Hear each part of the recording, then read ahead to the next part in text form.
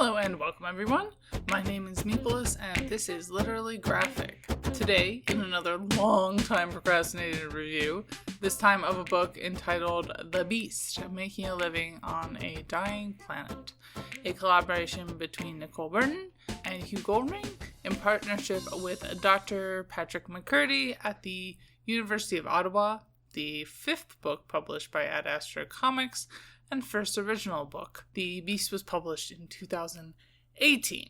As far as warnings go, I think the only thing to alert y'all to is drinking and brief, not graphic, sexual harassment situation. Digging into the creative team, Nicole and Hugh are the dynamic duo behind Ad Astra Comics all the time, and according to their website, they are described as follows. After working in and around a variety of activist projects for 10 years, Nicole Marie Burton founded Ad Astra Comics in 2013 as an aspiring political comics artist in search of a community. In the years that have followed, Nicole has presented on the history and nature of political comics, facilitated youth workshops, and feminist drink and draws to encourage this community. She has also contributed to the publishing and printing of each Ad Astra title, beginning with a reissue of 100 Year Ripoff in 2013. She now works full-time for Ad Astra Comics and as a freelance illustrator. Her illustrated work currently includes Cold Mountain, a short history of the BC Corbin miners' strike of 1935, part of the Drawn to Change anthology, Eugene Shark, a graphic biography of the late marine biologist Eugene Clark, and Dogs, a webcomic about the findings of the Kikitani Truth Commission. And born in the frozen wastes of the National Capital Region, he was an amateur historian, a mediocre poet, and a full-time internet snarker. He enjoys print, pints, and pines. Deciduous trees are okay too. He identifies as an intersectional or synthesis anarchist. Since graduating from Trent University with a BA in history, Hugh has worked as a freelance writer and researcher. He worked as a subcontractor in projects for the Truth and Reconciliation Commission and the Kikitani Truth Commission, an experience that helped provide the basis of the comic Dogs. Hugh was involved as an organizer, media contact, and misfit toy at Occupy Ottawa and has been involved in Food Not Bombs chapters in 3 different Ontario cities.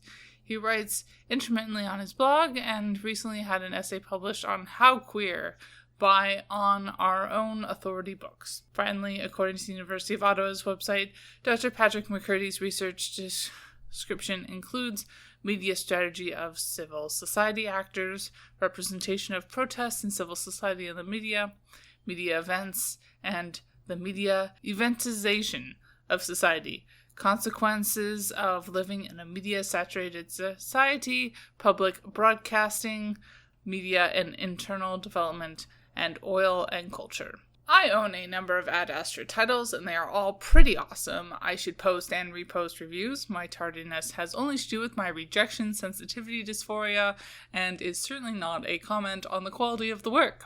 Flipping the book over, they summarize the story as follows. Set in Alberta, the beast sinks its fangs into one of the toughest questions of our time. Would you rather starve next week when the economy crashes, or in 50 years when the ecosystem collapses? Environmentalists and energy companies engulf each other in a firestorm of dramatic imagery and emotionally manipulative rhetoric in this tale of existential uncertainty. During art school graduates Callum and Mary as they drift through bars, strip clubs, and vegan wing joints, not so much struggling to answer life's difficult questions as doing their best to avoid having to ask these questions in the first place.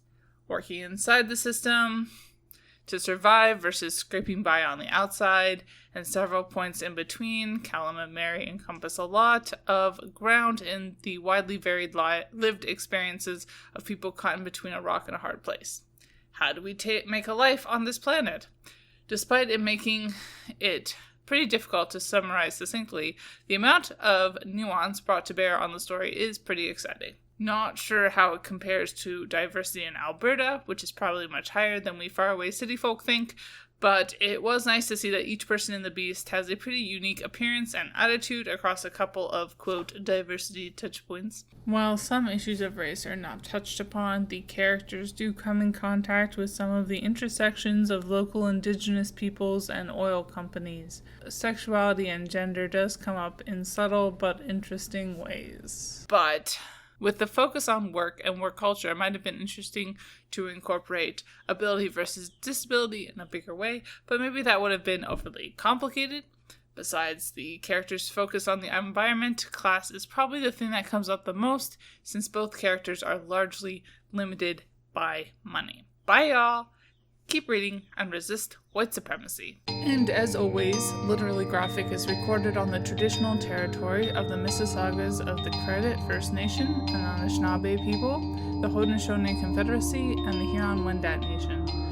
I live here because of British colonization, Indigenous genocide, and more geographically specific, Treaty 13, also known as the Toronto Purchase, which was finalized in 1805 between representatives of the Crown and certain Mississauga peoples. This treaty was a lie and has since been broken many times over. Saying so reflects only my own small steps towards knowing the truth and does nothing for reconciliation.